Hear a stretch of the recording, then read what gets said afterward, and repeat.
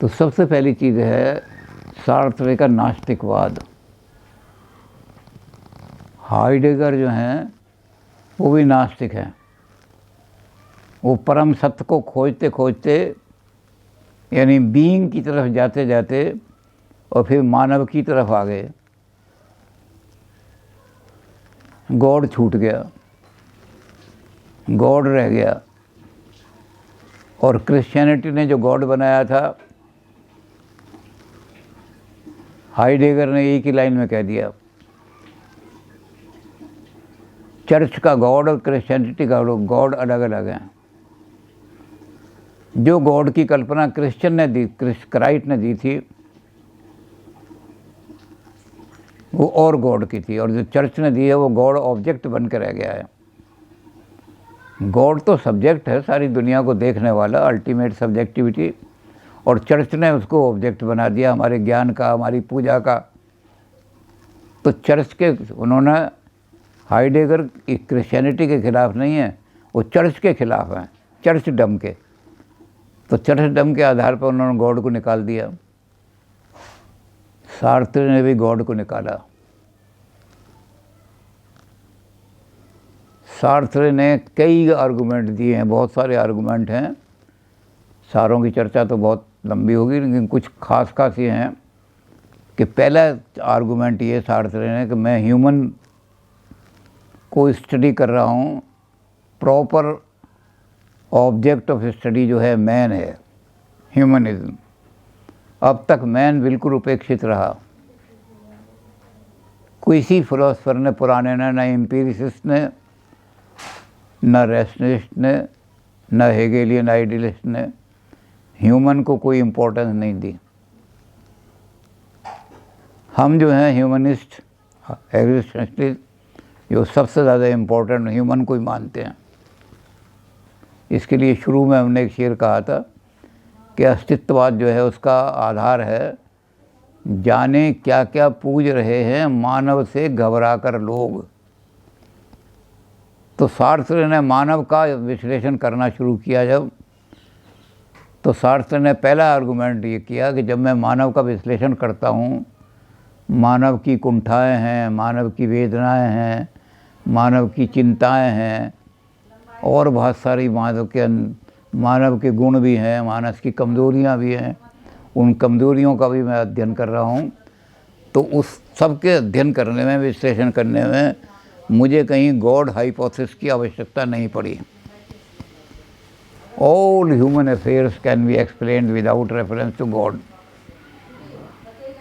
God की कोई ज़रूरत नहीं इस दुनिया को नहीं, बल्कि मानवता को एक्सप्लेन करने के लिए और मानव को एक्सप्लेन करने के लिए गॉड की कहते मुझे कहीं ज़रूरत नहीं पड़ी। मैंने इतनी कहानियाँ लिखी, इतने नावल लिखे, इतने नाटक लिखे, उसमें ह्यूमन वेदनाएं लिखी, मानव की चेतनाएं लिखी, मानव की समस्याएं लिखी, उसकी कुंठाएं लिखी, क्या कुंठा हैं, लेकिन किसी भी चीज़ में मुझे उन कहानियों में कोई रेफरेंस गॉड का देने की ज़रूरत नहीं पड़ी।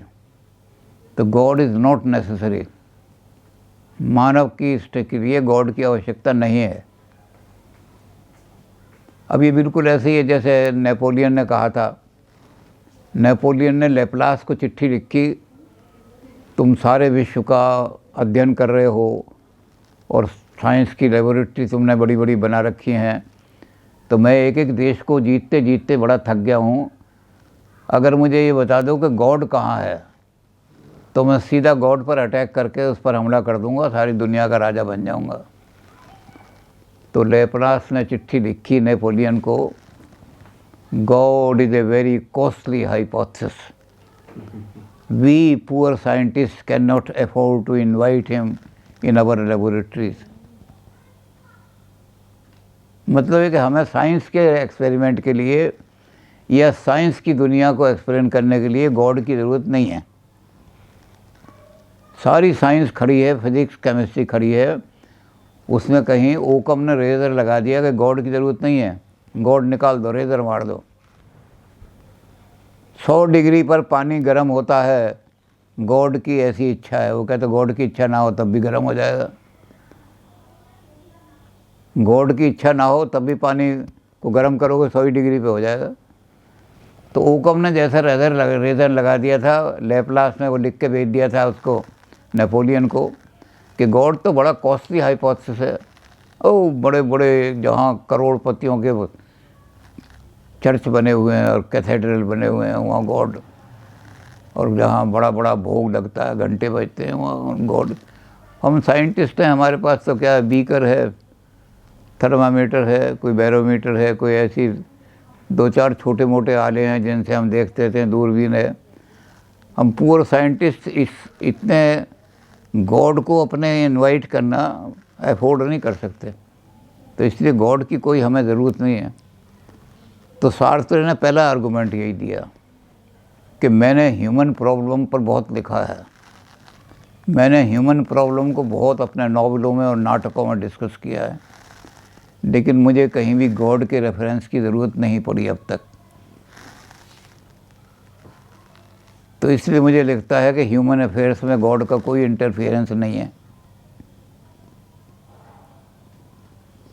फिर दूसरे उसने कहा कि बहुत सादा आर्गूमेंट है वो, तो उसने कहा कि एक, जैसे हम हिंदी में कहते हैं कि एक म्यान में 2 तलवारें नहीं आ सकती। सार्त्र ने कहा कि जब हम सारी फिलॉसफी और इसको एक्सप्लेन कर रहे हैं तो 2 अस्तित्व नहीं हो सकते कभी भी। अगर गॉड का अस्तित्व है, एग्जिस्टेंस, सर्वाइवल नहीं कह रहे, एग्जिस्टेंस का मतलब ये है कि जिसको अपने आप का पता हो कि मैं क्या हूँ। अगर गॉड का एग्जिस्टेंस है तो फिर ह्यूमन की फ्रीडम बिल्कुल ख़त्म हो जाएगी। Human being can not exist. Existence का मतलब फ्रीडम। फिर वो कठपुतली बन जाएगा, वो खिलौना बन जाएगा, वो और कुछ बन जाएगा गॉड के हाथ का, वो ह्यूमन बीइंग नहीं रहेगा। अगर ह्यूमन बीइंग को बिल्कुल बनाना है कि man is condemned to be free, freedom आदमी का एसेंस है, वो किसी का गुलाम होकर नहीं रह सकता, तो फिर गॉड को एलिमिनेट करना पड़ेगा। और भी ऐसे कई आर्गुमेंट दिए उन्होंने। कहा कि लोग कहते हैं गॉड कौसा सुई है, गॉड अपना काज अपने आप है। उन्होंने कहा ये बड़ी विचित्र बात है, जो कॉज है वो इफ़ेक्ट भी बन जाए। दूध कॉज है और कर्ड उसका इफ़ेक्ट है, तो आप कर्ड में और दूध में कोई अंतर तो बताओगे नहीं। तो दूध अगर दूध ही रहे तो फिर इफ़ेक्ट क्या हुआ? तो इसका मतलब कॉज कभी इफ़ेक्ट नहीं बन सकता। अगर गॉड का अपना कॉज है तो इफ़ेक्ट क्या है फिर उसका? तो उसने कहा ये सेल्फ कंट्राडिक्टरी बात है कहना गॉड। तो ऐसे उन्होंने और भी बहुत सारे आर्गूमेंट दिए हैं गॉड के ख़िलाफ़। गॉड की एग्जिस्टेंस की कोई ज़रूरत नहीं है। ऐसे 10 आर्गूमेंट के करीब दिए हैं उन्होंने। लंबे लंबे आर्गूमेंट हैं, लेकिन उसमें से हमने 2-3 देख लिए।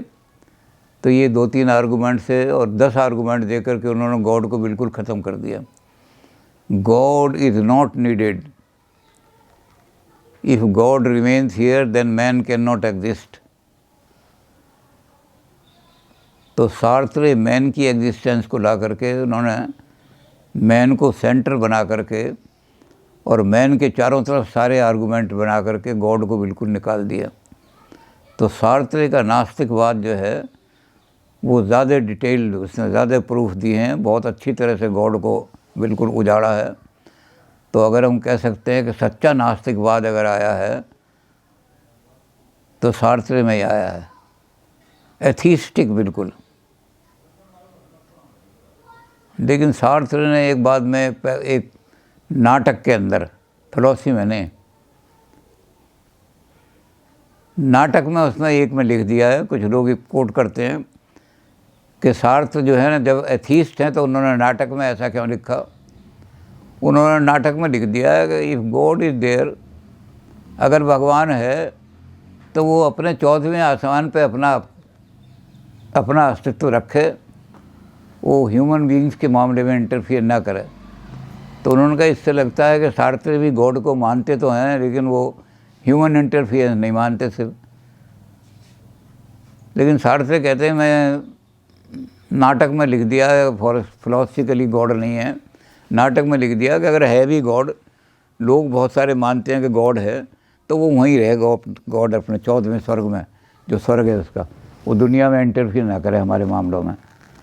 तो खैर वो जो कुछ भी है, एक आध शब्द ऐसे ही आ जाता है जिसके कारण से, लेकिन सार्त्रे कन्फर्म एथीस्ट हैं, बिल्कुल पक्के नास्तिकवादी हैं। अब सार्त्रे शुरू करते हैं नास्तिकवाद, गॉड को दूर करके ह्यूमन को एक्सप्लेन करना चाहते हैं। तो सबसे पहली चीज़ जो है, जो एक नास्तिकवाद का, नास्तिक नहीं, जो अस्तित्ववाद का आधार वाक्य बन गया है, अस्तित्ववाद का सबसे बड़ा आधार वाक्य बन गया है सार्त्रे का ये कथन, existence is prior to essence. अस्तित्व भाव से पहले आता है ह्यूमन बीइंग में। मैन के केस में अस्तित्व पहले आता है, भाव बाद में आता है। अब ये बहुत महत्वपूर्ण वाक्य है और ये अस्तित्ववाद का आधार बन चुका है। भाव को समझना पड़ेगा, एसेंस को समझना पड़ेगा। दुनिया में कोई चीज़ ऐसी नहीं है जिसका पर्पस पहले ना आया हो। जड़ वस्तु जो हैं संसार के अंदर, बिल्कुल जड़ जो मैटर था, वो मैटर जो शुरू में था अनक्रिएटेड मैटर, उसमें कोई पर्पस किसी तरह का नहीं था। लेकिन जब क्रिएशन शुरू हुई तो सारी क्रिएशन पर्पस ही हुई। आदमी ने ये देखा कि गुफाओं के अंदर मैं रहता हूँ, तो इस गुफा में शेर भी घुस आता है और वो मुझे अंदर आके खा जाता है, और गुफा के अंदर से कहीं अजगर निकल आता है तो वो अजगर भी मुझे खा जाता है। तो आदमी ने कहा कि कोई ऐसा मकान बना, कोई ऐसी चीज़ बनानी चाहिए जिसमें चारों तरफ से बाउंड्री बनी हुई हो और कोई फॉरेनर उसमें घुस ना सके। तो हाउस की कल्पना आदमी के मकान में आई। रूडिमेंट्री हाउस है, मिट्टी की दीवार खड़ी कर ली, इधर से शेर नहीं आएगा, इधर अंदर से अजगर नहीं घुसरेगा, दूसरी दीवार भी मिट्टी की खड़ी कर ली और इधर से सारा बचाव कर लिया।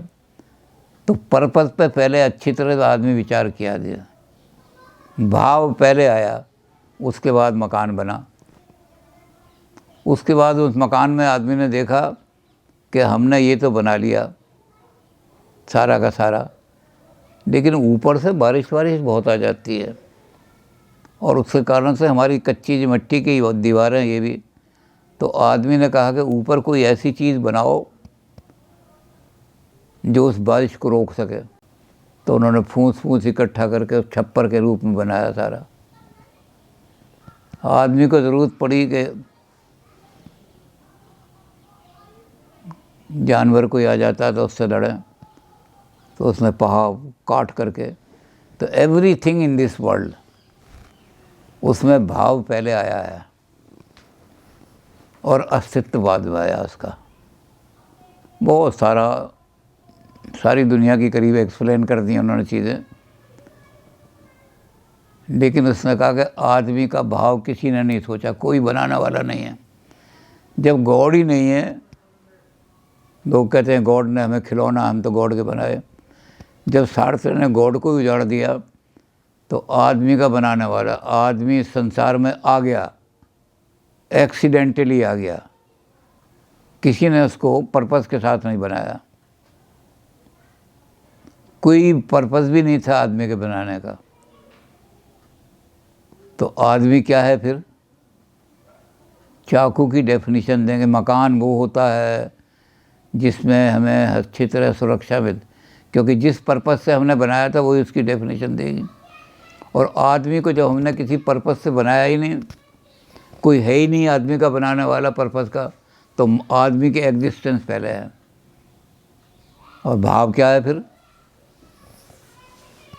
तो उन्होंने कहा आदमी खुद अपने कदम से डिसाइड करेगा व्हाट ही इज़। मैं जानवर हूँ, मैं कुत्ता हूँ, मैं इंसान हूँ, मैं फरिश्ता हूँ या देवता हूँ, वो अपने कदम से, जब वो कदम उठाएगा तो man defines himself by his action. Man की डेफिनेशन देने वाला कोई नहीं है दुनिया में।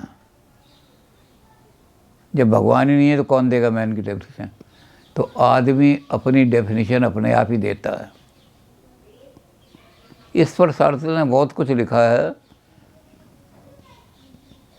एक जगह तो उन्होंने यहाँ तक लिखा है कि आदमी जब कदम उठाता है तो बड़ी रिस्पॉन्सिबिलिटी से उठाता है। मैन जब चलेगा, आदमी चलेगा तो एक कदम उठाएगा तो वो कहेगा I am legislating for whole humanity. मैं जो एक कदम उठा रहा हूँ, एक कदम मैं अपने चलने के लिए ऐसी लापरवाही से चलूँ, बल्कि एक कदम उठा के रखूँगा तो एक आदर्श रखूँगा सारी ह्यूमैनिटी के लिए कि इस तरह से कदम रखो। और अगर उस तरह से कदम रखने पर लोगों को नुकसान हो गया तो उसकी जिम्मेदारी में होगा। लोग मुझे कुचल के ये कह देंगे ये राक्षस था, कुत्ता था, गधा था।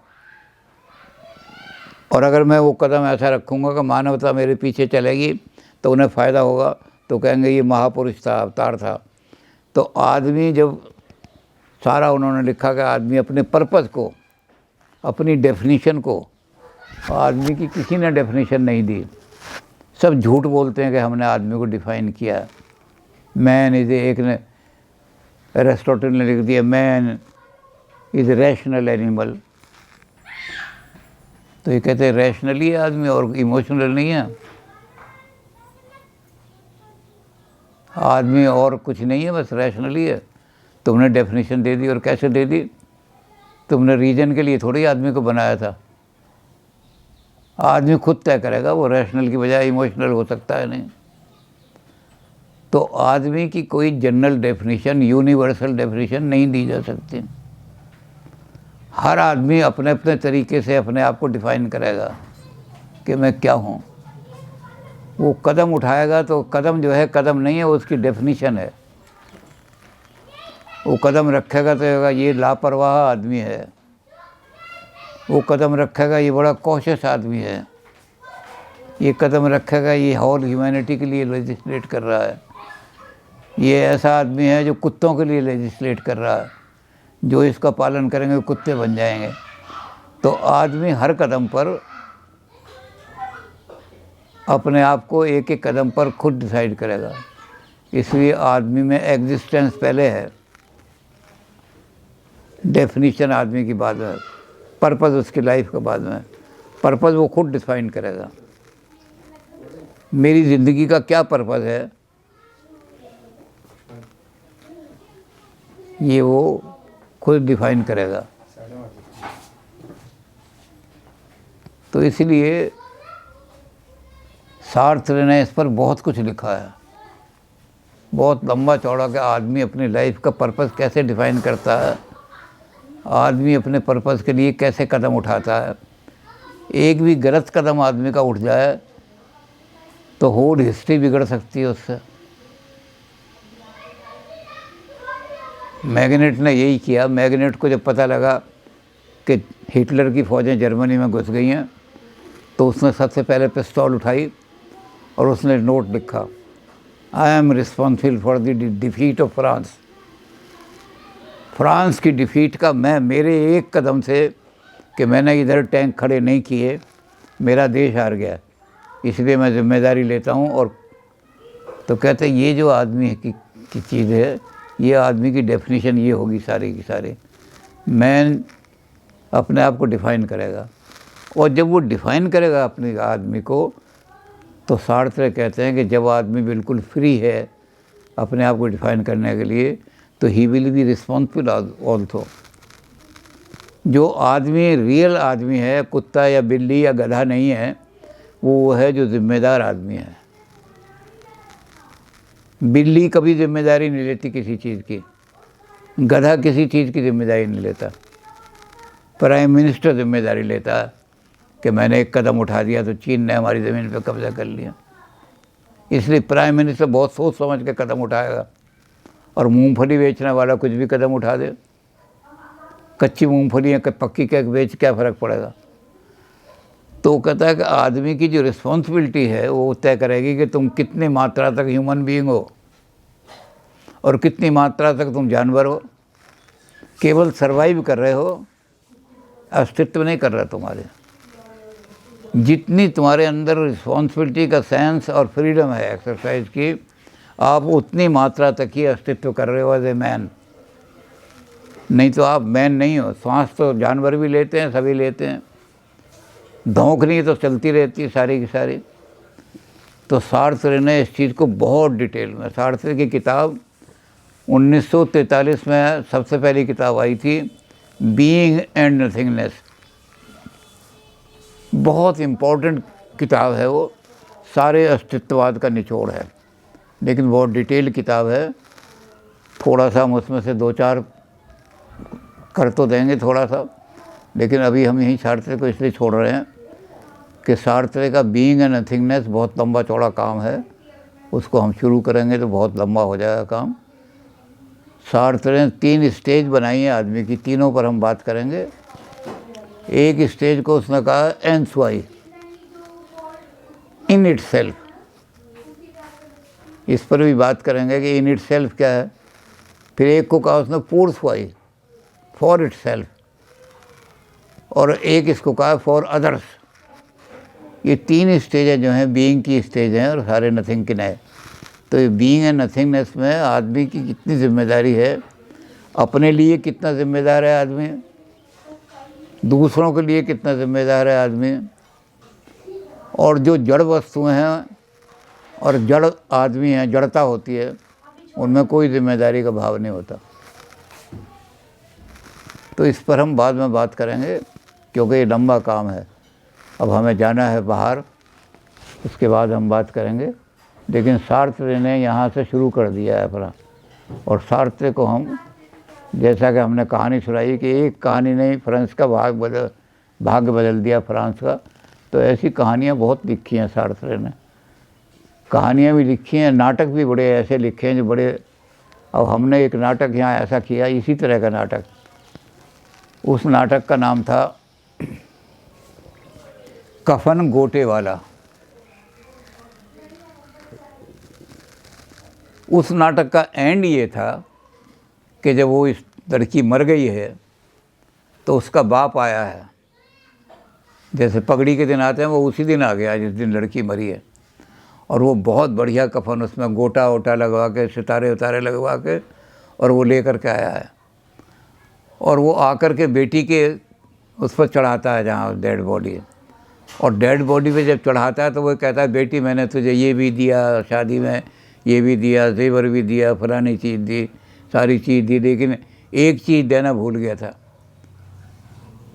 ये कफन नहीं दिया था मैंने। आज तूने कफन भी मंगवा लिया इस चीज़ की।